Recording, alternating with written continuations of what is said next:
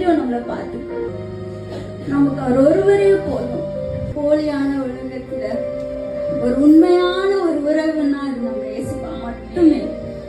அவர் இல்லாம நம்ம ஒன்றுமே இல்லை. அவர் இல்லைன்னா நம்ம இல்லவே இல்லை. மறுபடியும் இந்த பாட்டை பாடி தேவனை